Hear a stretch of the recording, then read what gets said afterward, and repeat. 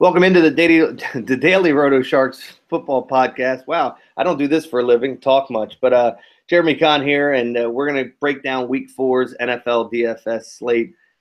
First, Justin, I did want to get into some basketball stuff with you. There's news breaking about what FanDuel's doing. We got the Jay Carlucci with us back again this week. He was off last week. I was off the week before, so we haven't talked since Week 1. And Mr. Dong Detector himself, the Bonder brand, Scotty's with us as well. First off, Scotty, how are you?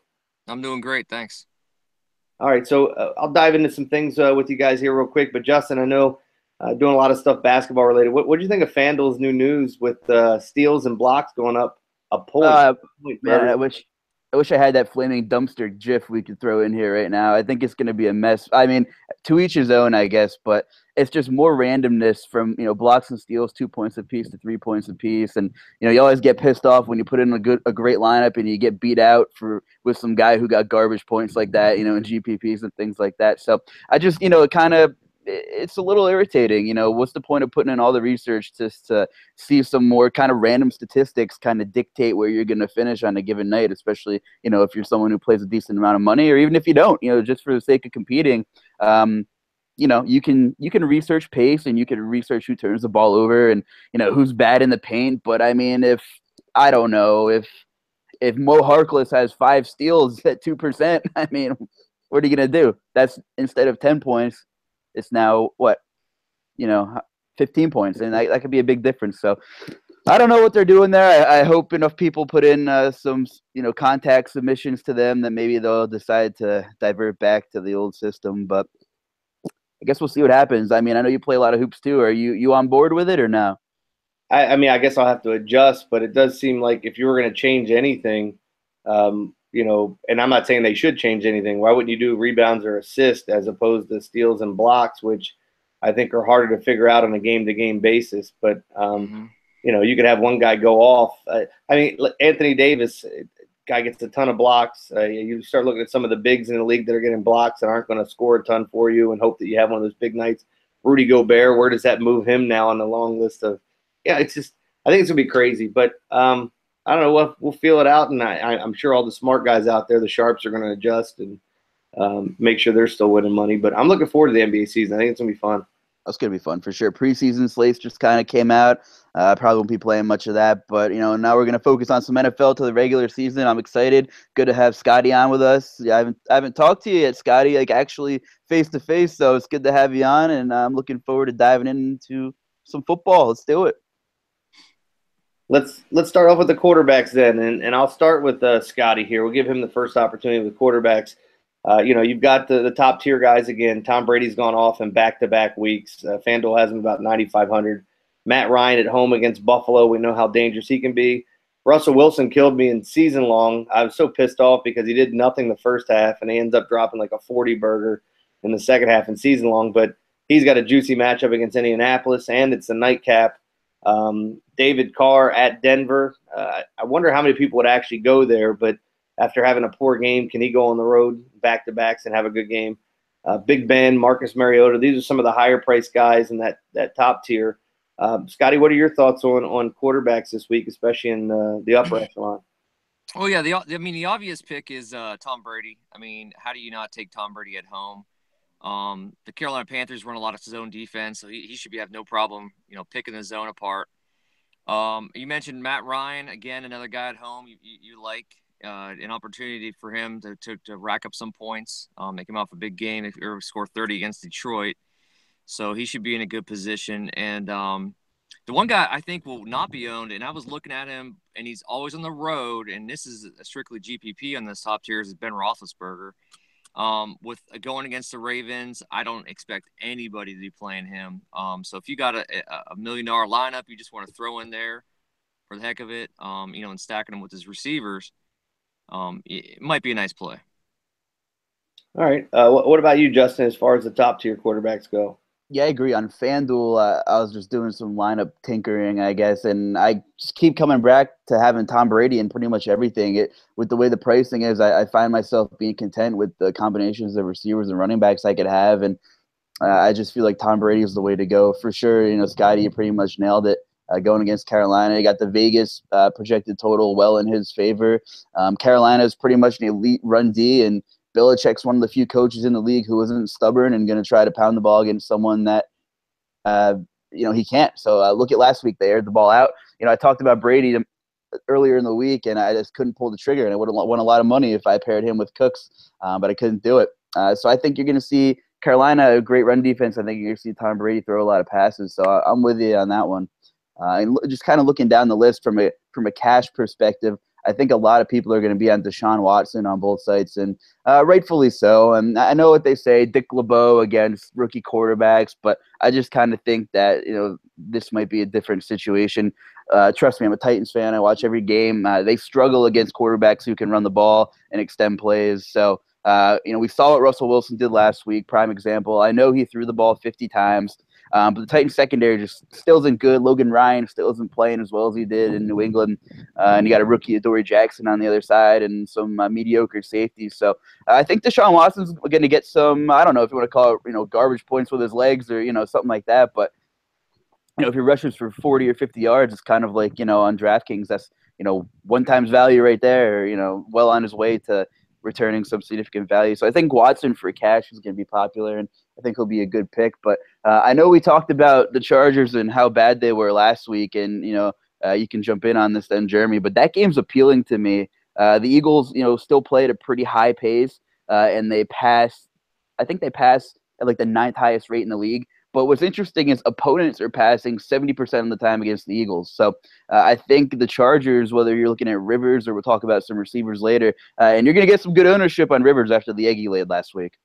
Yeah, that's it's pretty funny because so last week I did the podcast with Lou and Sean, and I liked Phillip Rivers. I liked the spot. I thought I picked 2 upsets on here, but on my show I pick games all the time. And I'm a big contrarian, so when the dogs are barking, I usually have a good week. And I had a great week, called the Buffalo upset and whatever.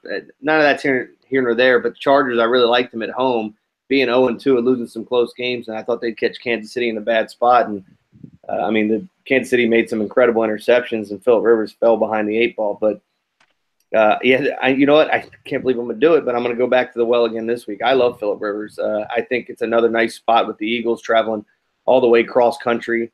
And a lot of people don't factor those things in. And we were just talking about the Ravens and how they got pasted last week and gave up 44 points at Jacksonville with no real offensive threats on that team that scare you from a week-to-week basis. And, Mercedes Lewis catches 3 touchdowns in that game, and the Ravens looked dog-tired the entire time and just looked out of it. I mean, everything was wrong with that game. But as far as, Phillip Rivers, yeah, he's another guy that I circled.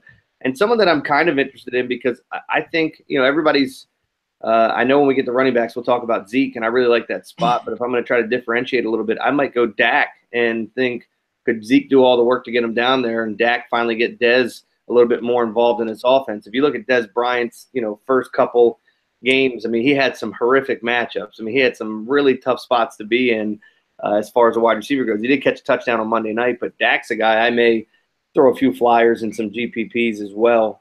Scotty, I know when we talked, you liked Watson. Any of the other guys down the list? And by the way, speaking of Cam Newton, who it's very tough to play him, I'm wondering if people are about it, but New England statistically, I mean, he had a chance against New Orleans last week and didn't do anything. And New England's defense right now is ranked right around where New Orleans defense is as far as giving up fantasy points.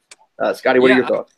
I totally agree with Watson. The one thing I like about Watson, he gets the deep threat Will Fuller back this week, which, I highly expect Fuller to be, catching a 60-yard touchdown, I'm sure, because that's all he does. The other quarterback that I think is going to be chalk is Tyrod Taylor. He hasn't he has a great matchup in Atlanta. Mobile quarterbacks down there. Matthew Stafford was able to put 200 yards, and of course Detroit had a lot of defensive touchdowns. But I think it's an opportunity for Tyrod to bust out. And of course, the last guy, which Sean's article mentioned, is Andy Dalton. I have a philosophy that you just play teams against Cleveland in NFL, and it seems to work out every week. I mean, Brissett did it a couple weeks ago. A lot of times last year, Josh McCown. Guys like that, you want to use the quarterbacks against Cleveland. All right, let's move on. Did you have anything else on quarterbacks, Justin, real quick? Yeah, one more guy actually, and it's funny you said that about Cleveland. I half jokingly said last week, "What's the point of even writing articles when you can just play anybody against Cleveland?" And so far, so good, I guess. But I like Carson Palmer. I don't know, he might be a little overowned after last week, but the Cardinals are tied for first in the league in snaps per game so far, and the 49ers yield the most snaps to game to their opponents so far. So that is a chance to be a pretty high-paced game. The Cardinals pass a lot, especially without David Johnson. They're going to pass even more. So a lot of whistles, a lot of clock stops, and I think Carson Palmer's going to have a lot of opportunity this week. All right, let's move on to running backs. A lot of interesting names up top here, capable of having a big week. Le'Veon Bell against Baltimore. He's the highest priced guy. I know this. Look, I'll just full disclosure, just being from Baltimore and seeing these games. These games are typically, somewhere in the teens. They're smash mouth games. And if you've ever seen these players after they play each other, it looks like a car accident on Tuesdays. These guys still can't walk right until it's Thursday. They hate each other. They get out there, and it's ugly. It's fun to watch from a viewer standpoint, but I don't know it's the best fantasy spot. I know some people are going to try to get Bell or Brown in their lineups, which there's nothing wrong with. Either one of them could go off. I just think week to week with these two teams meeting up, it's going to be hard to figure out who's going to be the guy. Maybe the defenses are the way to go. But so Le'Veon Bell's out there, and you're still waiting for that breakout game. Devontae Freeman going up against Buffalo. Ezekiel Elliott, who I think is going to be ultra chalky and justifiably so. You have Todd Gurley against that Dallas defense. If Dallas trots out that nitro defense they were running with the 5 or 6 defensive backs and trying to mix them, they can't do that against this team. Todd Gurley is going to eat them alive. But I do like Ezekiel Elliott on the other side. Leonard Fournette coming up against the Jets, who are coming off their first win. Melvin Gordon's a little banged up, but another interesting spot since we talked about the Chargers. Dalvin Cook against Detroit. A handful of other guys to throw in there. Justin, kind of give me your thoughts on the upper tier here. Yeah, the upper tier is interesting. FanDuel's not screwing around. They're putting their foot down with Devontae Freeman. There's a big price differential between him on FanDuel and DraftKings. I think he's definitely in play on DraftKings. Not sure if I'm going to pay for him on FanDuel. Buffalo's run D, isn't the greatest, and high Vegas total for Atlanta. They're at home. They're going to score, and he's been a beast in the red zone. He's kind of put Tevin Coleman completely on the back seat, which kind of surprises me. But I guess they paid the man. They want to run his legs off now. But I'm liking LaShawn McCoy. I know he's pricey, but I love picking on Atlanta against running backs, especially guys who can catch the ball out of the backfield. And if you just scroll through LaShawn's game log so far, he's getting 6, 7 some odd targets a game, and you get a guy like that in space against Atlanta, he's going to do some damage. But to me, I think I'm going to roll with a couple of mid-price guys in some of my variations. I might have some McCoy, and I'm not sure if I'm going to play Zeke or Gurley, but I like Fournette more so on DraftKings. He's a little cheaper. He's going to pound the ball. You look at his yards per carry, not much impressive, but the Jets are depleted up front. He's going to be the red zone horse. Dalvin Cook, God, bell cow already. Wow. His price just kind of isn't adjusted to someone who's going to get 25 plus carries. We know Detroit's run D has been pretty good, but Dalvin Cook, I think, is going to be a special football player. And I like McCaffrey before it looks like Kelvin Benjamin's cleared, so I'm not sure how I feel about McCaffrey. I guess I got to look more into that over the weekend. But a guy I like, and we're going to go back to picking on the Browns here, is Joe Mixon. And, we got the new guy calling plays, and Bill Lazar likes to spread it out. You saw some more QB read, zone option type plays. And I know Mixon didn't have the greatest game, but I think he's going to find some space this week. Should see 15, 16, maybe 20 total touches if we're lucky. And I think Danny Shelton missed practice for the Browns today, and somebody else missed practice up in that front 7. So those could be some big losses for the Browns up front. I really like Joe Mixon this week, guys. All right, Scotty, give me your thoughts and some of the things Justin said, and any other running backs in there that you're taking a peek at. Yeah, totally agree. McCoy, especially on turf, he definitely is a better player with the speed on turf. The one thing I'm concerned about, though, is they're not going to give him the ball that much as far as running, but they are going to be able to dink off. And I think, a Tyrod combination would work out well for those folks using him. Going down, a couple guys he didn't really hit over, and I don't know if that was on purpose, but Bilal Powell looks like to be the only running back that the Jets are actually, worth playing. And the one thing about them is they're playing the Jacksonville Jaguars, who have 2 outstanding corners. And the long story short, he's going to be dinking and dunking down that line. So a guy like Powell, And another PPR guy, like you mentioned, McCaffrey, I think is going to be good too, because I can't see Belichick focusing on McCaffrey. I think they're going to try to shut down Benjamin, and to double team him on the outside. So I think a little Cam outside the pocket, dumps off to McCaffrey. Those are the two guys I like. And if you want to get weird, like super weird, is Jamal Charles. Chris Thompson, if they run the same kind of Simeon runs the same kind of offense, and as far as Dimpin and Duncan, Jamal Charles could be a nice, interesting GPP. I mean, he only had one target last week, but he ended up getting a touchdown. So it might be something if the Raiders do come out, if people are expecting the Raiders to take the lead, it might be something.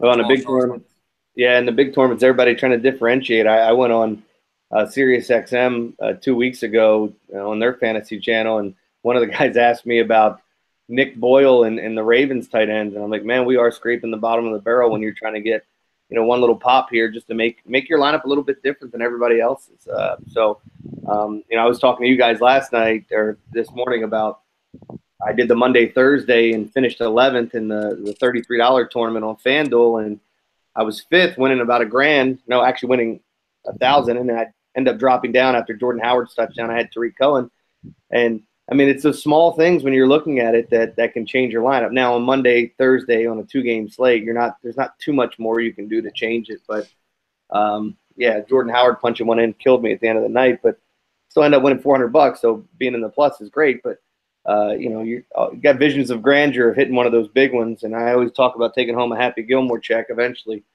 That would be nice going to one of these live finals. But anyway, as far as running backs, I do think there's value every week. It's hard finding which teams you're going to use. And, I've seen some people. I want to get your thoughts Sunday night, Frank Gore, because I think Seattle blows out Indianapolis. Gore got the touches last week.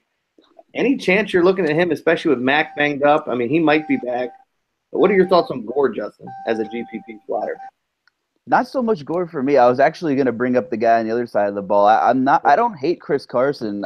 Listen, I'm not. I know you're a Colts fan, but I'm just not sold on their early success against the run. I know last week's game flow didn't really dictate Isaiah Crowell and the Browns' run game, and I was big on Crowell last week, and I was wrong. Last week was a bad week. I'll be honest. But I kind of like Chris Carson. I don't think DraftKings is including that game on the main slate this week. No, they switched everything up, which is crazy. Both sites are doing different things, and there are some conspiracy theorists out there that think they're doing it on purpose. So the stock drops and people go away, and then they can actually get their merger down. I don't know how much. I just know this from being in radio, Sirius XM.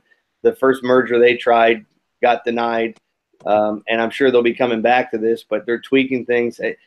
It sounds kind of strange because I know a lot of people are going to play fantasy draft and other sites as well. So, but look, each their own and how they want to do it. I mean, I still play FanDuel, and NBA will be interesting when we go to 3 points for steals and blocks. What about Wendell Smallwood? I saw a lot of people jumping all over him before we get to wide receivers. What are your thoughts, Justin? Oh, man, it's hard to commit to a guy, if you're playing maybe with just one lineup with a guy who, Blunt's going to get his touches, especially if they're leading and they're in the red zone. But, Blunt obviously isn't going to be in on pass situations, and the Eagles pass a lot. Then you got another guy in the backfield there, and Corey Clement, who had a really good preseason. He had a touchdown last week. So I still kind of want some more clarity before I commit to a guy like Smallwood. I mean, don't get me wrong. I mean, he could get you 3-4 times value with a big run or two. But in terms of volume, I'm not exactly sure what we're going to see yet. I don't know, Scotty, what do you think on some of those guys? Again, I don't know. So I apologize. My radio and my car does not turn off. So I don't know if you can hear the chains. There we go. We're off. So, I mean, like these guys way down there, I mean, you're looking at, a high risk, GPP play. I can't see playing anybody past, Mixon brought up. I mean, Smallwood, you just never know. I mean, Blunt, hasn't been great, but I think against the against the Chargers, they've given up a lot of run to Ajayi the first week, and I think last week, or that was last week. But I mean, Blunt might be the guy you want to play if you're going to play a Philadelphia guy. Yeah, I only bring up those two names. It's just kind of funny because I know some people get weird and like to play the nightcap and chase, watch their points live and know what they have to get to. And those are two names that I heard just listening to national radio that were brought up as GPP flyers. Go But Hey, Jeremy, I got one more for you on DraftKings. This, I don't know, this could be a weird play, I guess, but Andre Ellington is a guy who saw a lot of passes thrown his way last week. Obviously, Arizona's kind of hurting for some weapons. They're getting some linemen back this week, so maybe Carson Palmer will have a little more time. And I think Ellington with a DK PPR scoring, they could be a way to maybe differentiate yourself if you're looking for some value in DraftKings. And he saw 59% of their snaps last week. CJ2K, my boy, looked terrible. Kerwin Williams was non-existent. So who else are you going to give the ball to back there? Yep. All right, let's move on to wide receivers. We'll start with you, Scotty. Antonio Brown, 9,200. Odell Beckham, 9,100 on FanDuel. Beckham looks finally healthy again. He's going up against Tampa Bay. I think I've played Julio Jones every single week in my cat. I don't want to miss the week. I feel like I'm going to be the guy that gets off of him the week he blows up. And I know he's got a bit of a back issue this week. He's going up against Buffalo. A.J. Green, had him circled last week. He did score a touchdown, had a nice game against the Packers. Brandon Cooks finally bursting on the scene. Mike Evans, another top-tier guy. Des Bryant, I mentioned this is the first time that, at least in my opinion, he's not going up against one of the marquee cornerbacks in the league. You do have Doug Baldwin and those Oakland receivers to take a peek at as well. I like Keenan Allen this week to pair up with Phillip Rivers if I'm going to go that route. But, Scotty, give me your thoughts on the top-notch wide receivers. Well, the top notch, I know the top three guys I'm probably going to avoid on FanDuel, Brown, Beckham, and Jones. A.J. Green is going to be very popular. He plays on the road. He does a lot better on the road. I don't know what it is. But he doesn't like sleeping in his own bed. So A.J. Green is almost going to be a lock. Again, it goes back to Cleveland, play against Cleveland. Brandon Cooks, I know stealing this from Justin, but he was talking about he has some sort of matchup against a slow cornerback, and the fact that he's super fast at a 4.3 speed. He's the ideal matchup this week. So if you're going to pair Brady, if you're going to go with one guy, I think Cooks is the guy. Brady might throw 6 touchdowns. So, I mean, you got to get some sort of matchup with Cooks. I think it's going to be great. Mike Evans is a target monster. I do love Evans every game. But I think the fact that Jack Rabbit is playing, Janoris Jenkins, he should be covering him, and he's definitely one of the best cornerbacks to lock down. And you're right, Des Bryant has an outstanding matchup this week. I think a lot of people in seasonal league should have been trading for him a couple of weeks ago because he hasn't did anything, and most of the owners are probably giving it up. I'm not going to touch into Raiders receivers just because they're playing against Denver. I try not to play guys against Denver. And then Hopkins, obviously, I think Hopkins is going to benefit a lot from the fact that Fuller I'd mentioned back. And definitely Keenan Allen is another target monster against a nice weak Philadelphia secondary, who I think most of them were out last week, and hopefully they're not going to be in this week. So, I mean, those are my top. I mean, pretty much the top guys from there. All right, Justin, give me your take. Yeah, the Brandon Cooks thing, I'll give you listeners a little bit of homework to do. Go ahead and kind of Google his splits against guys who run a 4-4, or his matchups when he goes off against the guy who runs a 4-4 and under, and the guys who run a 4-5 or slower. They're night and day. They're actually kind of like historic. I forget where I read that. I don't know if it was I think it was on PFF, an article written a couple months ago. So good research by them. But yeah, he's going to see a lot of Darryl Worley, who runs a 4.62, which is not very good for a corner. And Tom Brady's airing it out this year, throwing the deep ball a lot. So I like Cooks a lot for sure. I'm with you on that one, Scotty. And we touched on the Chargers, and for GPPs, I think I'm going to kind of Keenan Allen has a high floor. I think you could play him in cash games. I think you could play him in both formats, really. But I kind of think either Tyrell or Travis Benjamin, one of them is going to have a massive game. They're going to see a lot of Jalen Mills, who sucks, dude. Trust me, the Eagles are on TV every week, and he gives up, 0.39 fantasy points per route, which might sound dumb, but it's actually, I think, the third most in the league. And he got targeted 21 times last week, so teams are on to him. PFF, I do a lot of PFF research. Mills was actually dead last grade on PFF last year. So I think Tyrell and Travis Benjamin's kind of sneaky for GPPs. Rivers has 116 dropbacks, and he's ran 90 routes on all of them. Only 15 targets this week, but he's kind of a guy who's a splash play guy, and all he needs is one, and those Eagles kind of like giving up big plays. But yeah, all those guys from the Chargers are kind of in play. But yeah, like you said, I like Keenan Allen as well. Fitzgerald's going to be chalk, and rightfully so. He's got another great matchup in the slot. I think he's a big cash games guy. You're looking at Emmanuel Sanders, 15 targets last week. I'm on the fence on how I feel about Trevor Siemian as an actual quarterback, but he's fair. Better at home, though, right? I mean, on the road, I'm not playing him ever. Yeah, his splits are crazy too. But I mean, anytime you're going to feed the guy, 15 targets, and I think his targets went up every week. Emmanuel Sanders is a pretty nice guy with a high floor as well. What are you looking at over there, Jeremy, for receivers?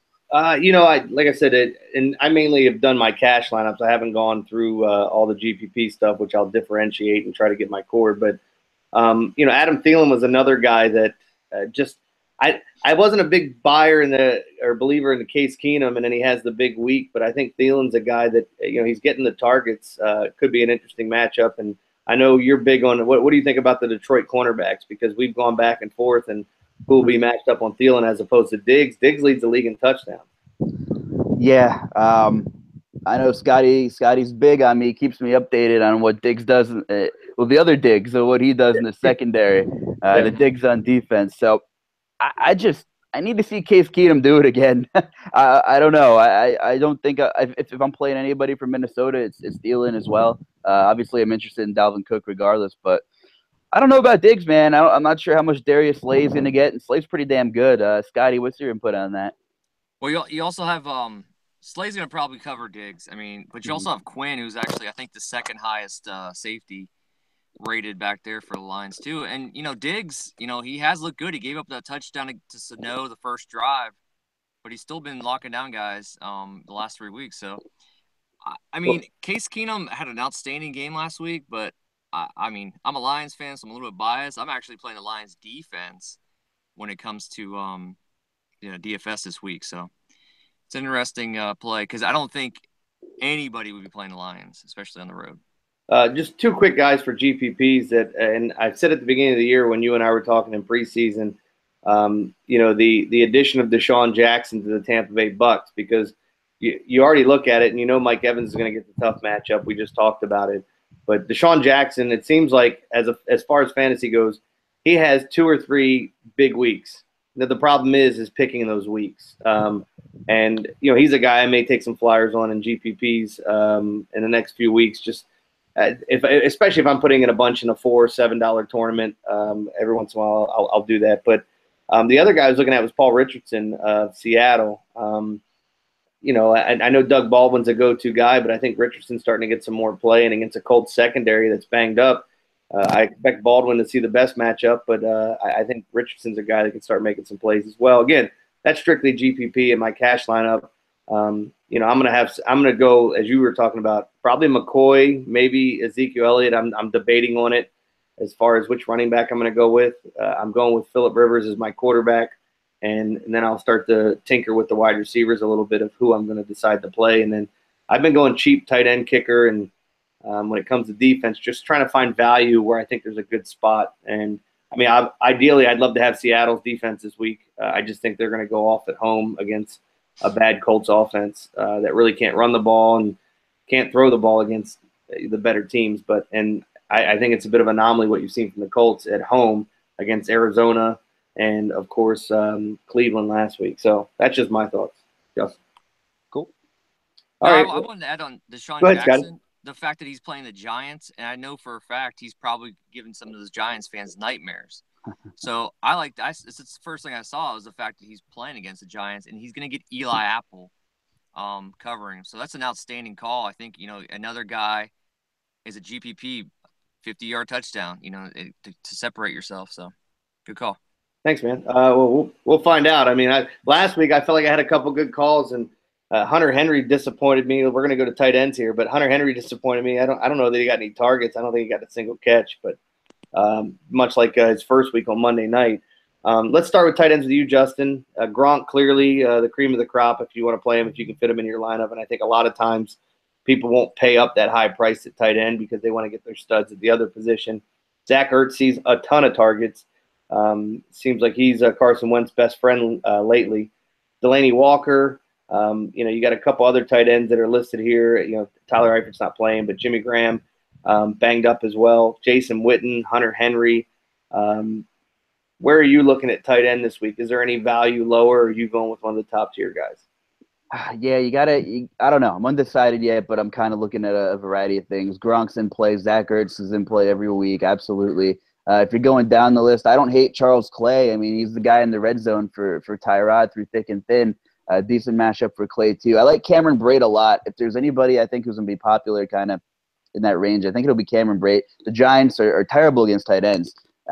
Every week they're terrible against tight ends. O.J. Howard only had one target, so he's kind of not in the picture yet. I don't mind Cameron Brate. And on the flip side of the same game, I don't mind Evan Ingram either. Another guy who's getting a lot of looks. That Tampa secondary is missing some serious pieces, so I like Evan Ingram. And a guy who you guys might never talk to me again if I bring up is Austin Seferian-Jenkins if you're going like super contrarian. But his first game back, he had a lot of looks, and look how much Josh McCown was in love with who was it? Gary Barnidge a couple seasons ago. And Martellus Bennett when he was in Chicago. I think we're sniffing out a dong with Austin Seferian-Jenkins maybe this week. I don't know.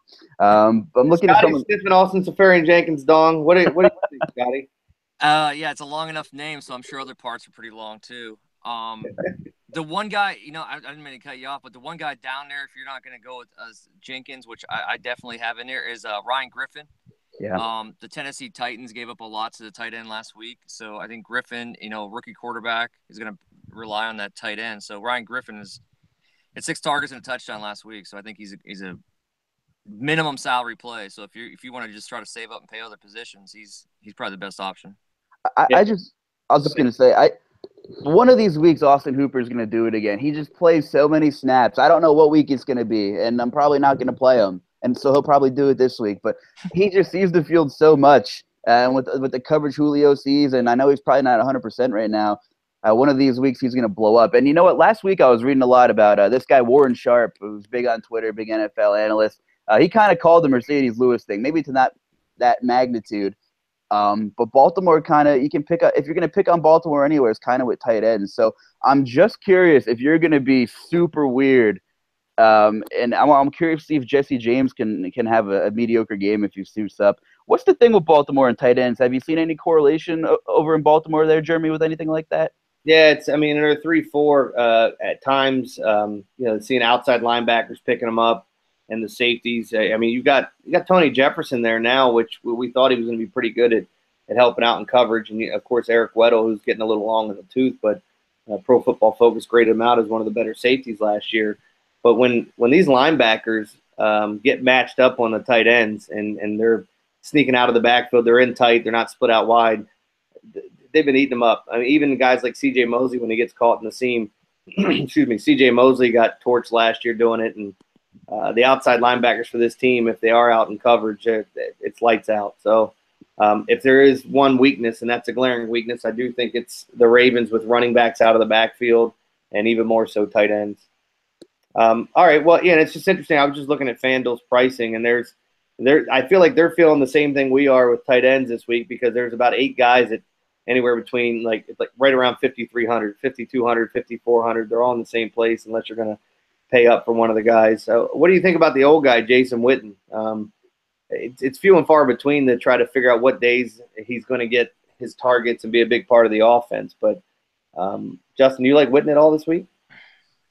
I really never dislike Witten, but I'm trying to figure out who the Rams really are. Who is this Rams team that we're going to see? They're kind of hard to figure out right now. Like you said, the first 2 weeks, Dak was in love with Witten. But now I think it might be a Dez week if you're going to pick anybody out from Dallas. I think you're going to see more red zone looks for Dez. And it's possible that Witten stays in the block a little bit more. We know with Aaron Donald back and running on all cylinders. I don't know. I'm not going out of my way to target Witten this week, but I can never exclude the guy. It's tough. Yeah.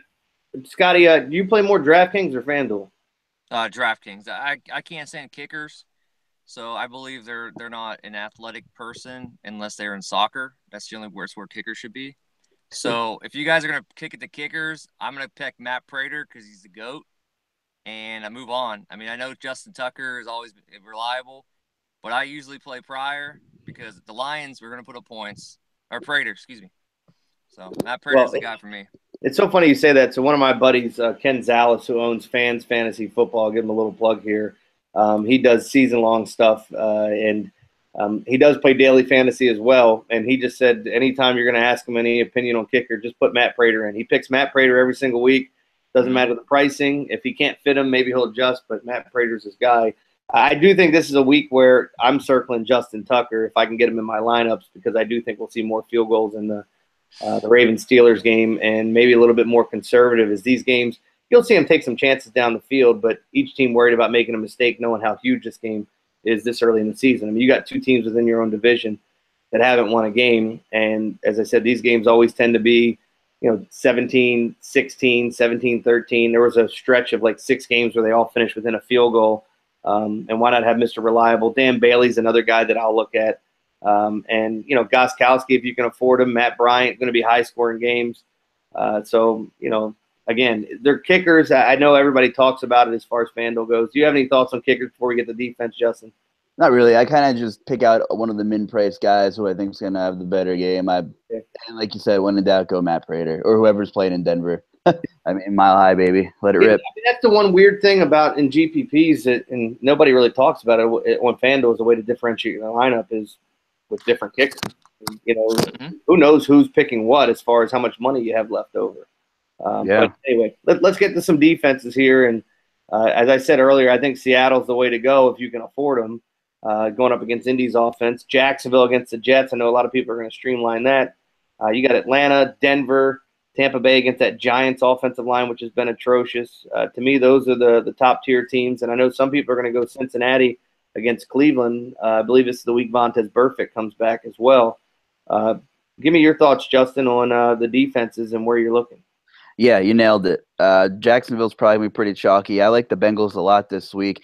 That everybody talked about that Browns offensive line in the offseason. Well, we haven't seen much of it, have we?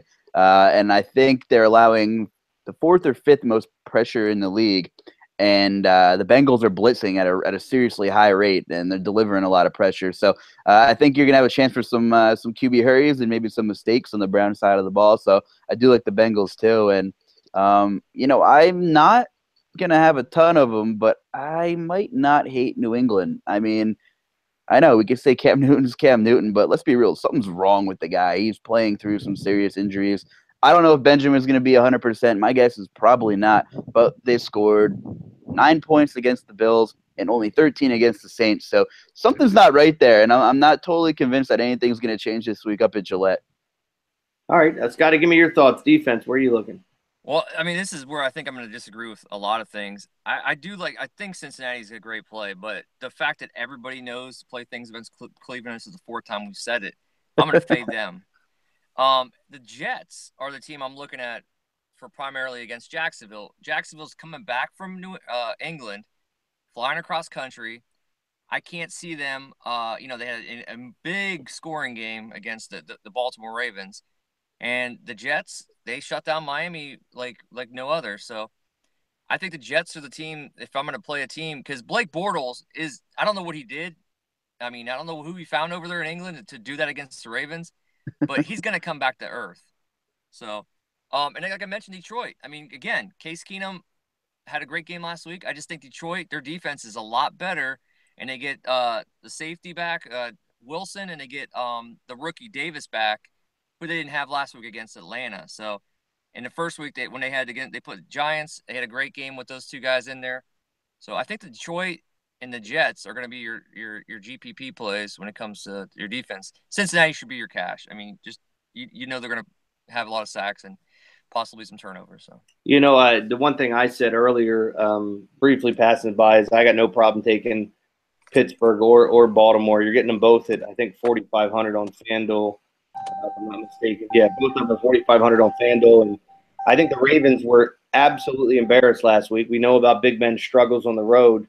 I have no problem playing the Baltimore Ravens defense against Pittsburgh this week, and I'm going to play them in some GPPs, and I'll play the Steelers as well because I'm not sold on this Ravens offensive line. I think there'll be opportunities for sacks and possible turnovers as well. Joe Flacco has the longest streak in the NFL of consecutive games with an interception.